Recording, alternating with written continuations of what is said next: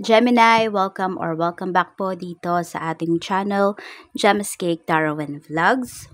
So, kamusta po kayo? I hope na okay kayo, pampisikal, mental, emotional, o spiritual man yan.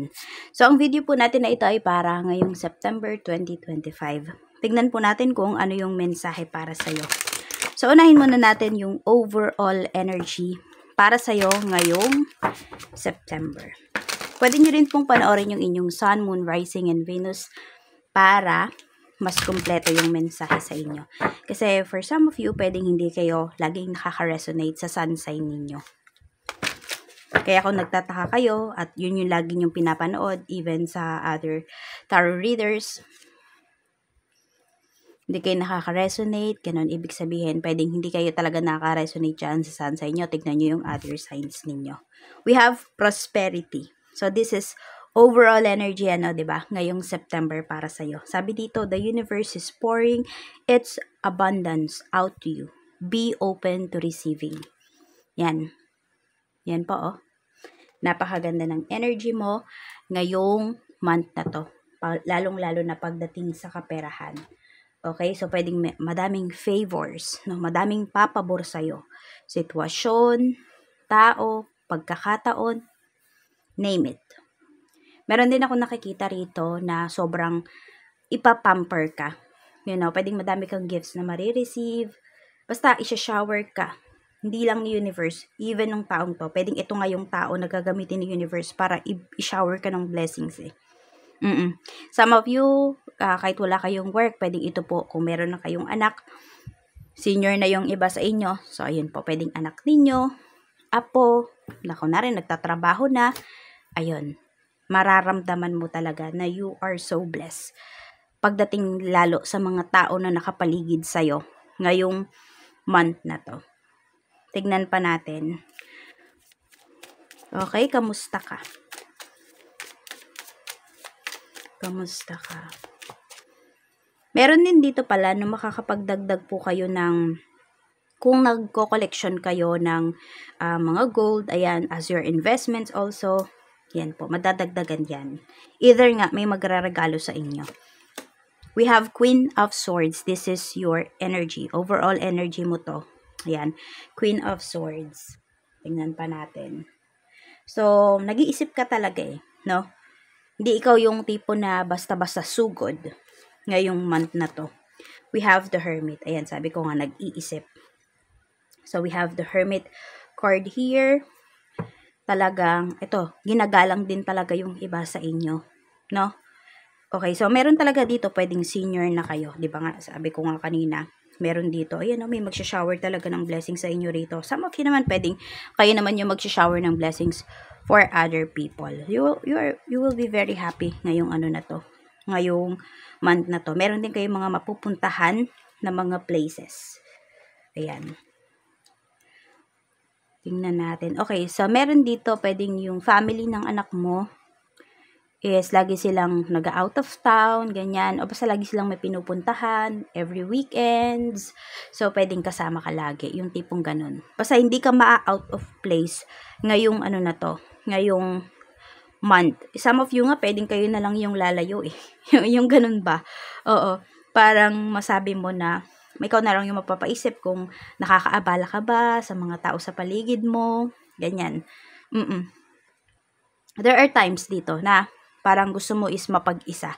Ganyan naman yung nakikita ko sa'yo. Pero you are very grateful pagdating sa mga nare-receive mo. Tingnan natin your thoughts. Kamusta naman yung iyong kaisipan ngayong month na to? We have Six of Swords. Very kalmado. Sabi ko nga, di ba, hindi ikaw yung tipo ng sugod ngayong month na to. Yan. We have Six of Swords. Very calm yung iyong isipan. Kasi you're very grateful eh sa mga marireceive mo. Para kasing wala ka ng pinoproblema dito. Ganyan yung pinapakita. Less stress talaga. Your feelings. Kamusta naman ang iyong emotions? We have Six of Wands, tuwang-tuwa, galak na galak ka, ganyan yung nararamdaman mo. Ito yun, no? Nine of Cups, and followed by Six of Wands. Kino-confirm talaga dito, no? Na you are very happy. Basta mapapa-thank you ka na lang talaga. Yan, yung iba sa inyo, pwedeng mapapadalas yung pagdadasal ninyo, mapapadalas yung pagpunta ninyo sa simbahan, yung tipong ganyan. Madami kasi kayong pinagpapasalamat. So, also, your relationship with the divine is mas lalalim siya. Tingnan naman natin yung energy ng mga taong madalas mong makasalamuha, makasama. So, unahin natin yung energy ng mga tao sa bahay. We have King of Swords. So, this could be your hubby, your wife. We have Ten of Swords. Okay, laging may pinag-uusapan dito regarding sa lupa, sa mga papeles. Ayan. Masabi natin medyo seryoso, no? Yung mga energy ng tao sa bahay. Yan, yung mga nakakasalumuha mo. Very serious. Hindi naman namang problema. Pero, ayun, merong pinag-uusapan dito na napaka-importante. Yes po. Pwedeng ito about sa trabaho. Yan, pwedeng kayo ng asawa mo, ang lagi niyong pinag-uusapan or di ba nga anak or apo is about sa trabaho. Very serious. Pwedeng may nanghihingi ng advice sa'yo rito. Sa trabaho naman, tingnan natin. Energy sa trabaho. Yung mga tao yung mga nakakasalumuha mo, we have 10 of Wands. So, kung kayo po ay may mga, katrabaho, so, sila ay super stress this month.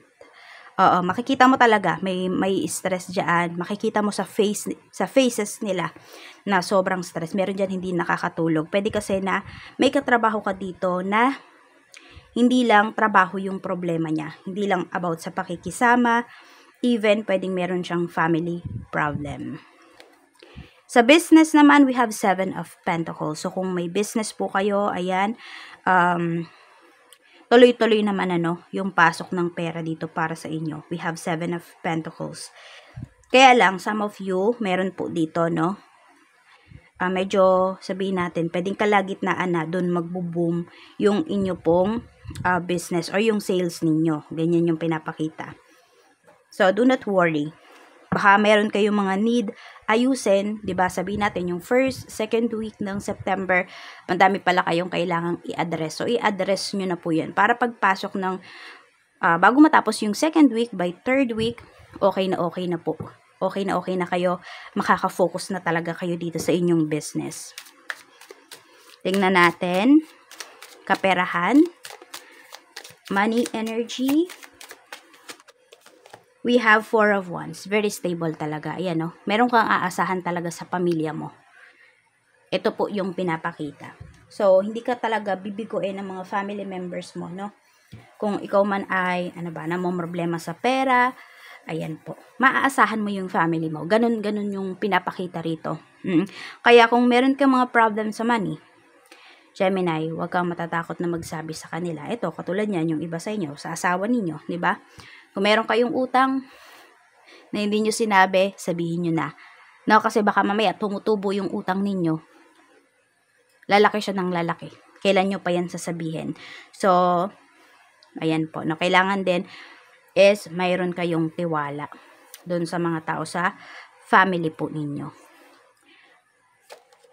We have the Lovers. Pagkakagastusan. So, ayan po. Ito. So, this is about relationships din eh. So, pwedeng may mga trips dito. 'Di ba? Sabi ko nga yung iba sa inyo, parang hindi kayo ma-out of place. Halos laging may pinupuntahan. Sinasama po kayo. So, pwedeng, ayan, yung iba naman sa inyo, kung makaluwag-luwag kayo, at meron kasi tayo ditong prosperity, 'di ba? So, pwedeng kayo naman yung magbibigay ng blessings towards other people. Kung kayo naman ay merong pinupormahan dito, meron kayong nililigawan, or may nanliligaw sa inyo, nako, napakagalante nung tao na to, or kayo yung magiging galante dun sa tao na yon. We have the Lovers. Yan yung mga pagkakagastusan po ninyo. So, pwedeng sa inyong mag-asawa, mag-boyfriend, girlfriend, kung may nililigawan. Tingnan natin ano yung mga bagay na mabibili this month. We have the Moon. Ito, parang urong-sulong kayo dito sa bagay na to na gusto ninyong bilhin. Pero 'di ba sabi ko nga yung iba sa inyo, pwedeng merong mapundar kayo na another gold investment. Some of you naman po, lagayan ng bigas. Meron dito. Yan. Siguro lagi meron ditong something kayo na lagi nyong ina-add to cart. Pero Yan, kung kayo man ay mahilig mag-online shopping or nadadaanan nyo lagi yung shop na yon, meron kayo laging gustong bilhin. Pero, 'di ba, lagi naman na nagdadalawang isip kayo. But this time, ayun, pwedeng mabili nyo na po yan. Ngayong, ngayong month. And some of you, meron ditong bagay talaga, no, na mahihil yung inner child po ninyo. Yan. So, pwedeng nung bata ka, gusto mong bumili ng bagay na yon, pero hindi ninyo afford, but this time afford na, mahihil po. May some part of yourself, no, na mahihil dito sa bagay na to. Meron dito more on about painting, ganyan. So, pwedeng pagpe-paint. For some of you, baka nung mga bata-bata pa kayo, gusto nyo mag-paint, ganon. Basta meron kayong gusto na, yan, masabi natin na, mabibigay mo yung gusto mo ngayong month na to. Check natin, sa trabaho, kamusta ba yung treatment sa'yo?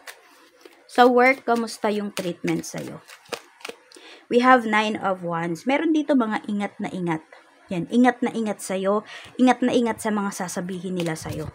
Kasi, very diretsahan kang magsalita eh.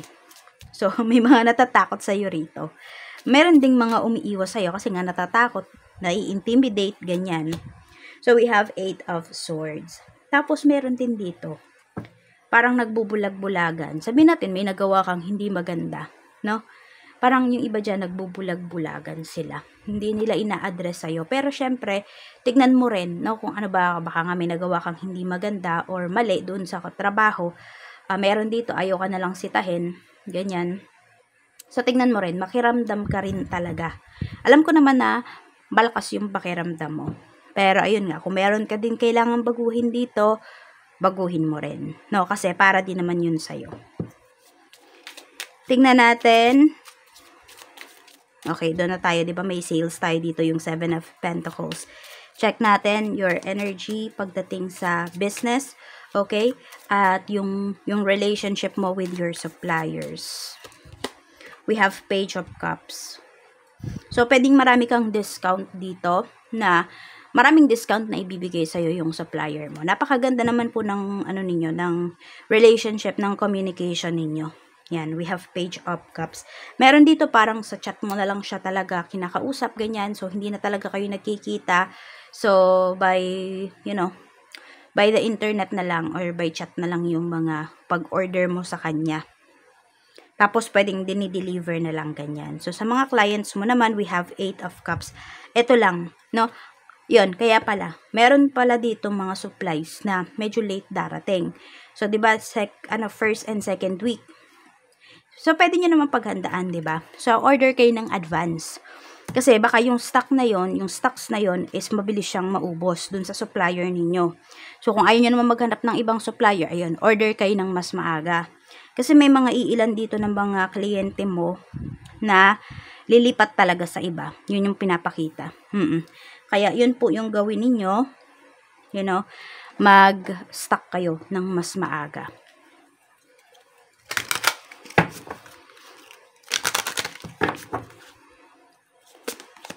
Okay, we have Strength. Sabi dito, everything you've experienced in your life has made you strong and courageous. Yan. So, marami ka ng pinagdaanan, tas yun nga, yung ibang tao, nai-intimidate sa'yo. Nai-intimidate sila sa aura mo. So, tignan natin mga balita sa labas at loob ng bansa na magiging interested ka or pwedeng may kurot sa puso mo. Tignan natin. Ano yung mga kind of news na yan? We have the Empress, so more on about nanay. Okay, pwedeng inabando ng nanay or nag-abando na ng anak. So, pwedeng yun yung mga mababasa mo or mapapakinggan, mapapanood mo na news na sobrang magiging affected ka. Tingnan natin. We have King of Cups. Okay? Sa isang male figure naman ito. Oo. Male figure. Tingnan natin. We have the High Priestess. May isang male figure dito, mapagkakaisahan. Ayan po. So, pwedeng super affected ka. Ma-feel mo na parang yung ginagawa sa taong to is, naranasan mo na. So pwedeng sobrang magiging affected ka. O, lagi mong maiisip yung tao na yon. Maaawa ka, ganon. Tignan natin. We have 4 of Swords. Family talaga yung pinapakita dito na makakatulong sa'yo pagdating sa iyong financial. Ayan po. No? So, mga tao to na sinusuportahan ka talaga. Mga tao to na naniniwala sa'yo. Pwede rin pagdating yan sa trabaho. Oo. So, kung kampante ka sa work mo, may peace of mind ka, pwedeng sila yan. Sila yung, makakatulong sa'yo. So, tignan natin ano yung blessings na paparating para sa'yo. Tapos, meron akong tip sa inyo ngayong September. Gawin nyo to. Gawin nyo yung tip na sasabihin ko. Wait lang. We have car. So, yan. Meron nga dito more travels. Meron din. Baka bibili kayo ng sasakyan. Baka yan yung pinagdadalawang isipan nyo lagi. Kung papalitan nyo na ba yung sasakyan nyo or bibili ba kayo ng brand new car or second hand ba yung bibili ninyo. We have cellphone. May mag-upgrade din dito ng phone. Ayan. So, pwedeng regalo yan. We have elevator. So, meron ding makakabili ng condo unit dito. Okay? So, ayan po. Ano nga ba yung pwede ninyong gawin? So, sa mismong September 1, pwede mong gawin ito between 6 to 8 a.m. only. Maglagay po kayo dito sa kaliwang ninyo, palad ng 1 teaspoon, isang kutsarita na cinnamon powder. Ilagay mo yun dito. Ayan. Tapos, i-blow mo yun papasok ng front door nyo. So, nasa labas ka. Para maka-attract kayo ng many blessings, lalo na pagdating sa pera. So, yun po. Pwede nyo yung gawin. Hipa nyo papasok ng front door ninyo. Yung cinnamon powder. And also, pwede rin yung iba po sa inyo, kung ayaw nyong gawin yon, pwede naman is bili kayo or magluto kayo. Pero siguro mas, kung accessible naman, pwede kayong bumili ng mga kakanin. 3 to 4 klase na kakanin. Di ba meron na bibili yung sa styro? 4 na klase na yon. So, yun. Pwede nyo yung bilhin, no? Di naman kailangan na magluto pa kayo ng 4 na klase ng kakanin para dito. So, yun yung pagsaluhan nyo, pwedeng breakfast, dessert, or as merienda. So, diba, para mas kapit yung blessings sa inyo ngayong Bear months. So, ayan lang po. Maraming salamat, Gemini. Mag-iingat ka and more blessings to come.